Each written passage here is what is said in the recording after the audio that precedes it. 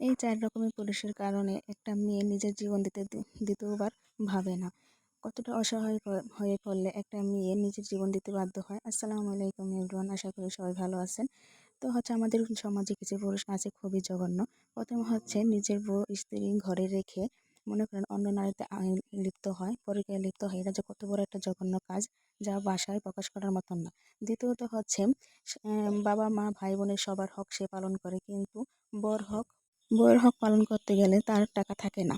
তৃতীয় নাম্বার যে বউয়ের কোনো কথা গুরুত্ব না দিয়ে, কোনো কথা না শুনলে, কোনো একটা কথার প্রতিবাদ করতে গেলে, সত্য কথার প্রতিবাদ করলে সেই বউয়ের কথায় কথায় তার গায়ে হাত তোলা। এটা খুবই জঘন্য একটা কাজ। এরকম পুরুষ আমি একদমই দেখতে পারি না।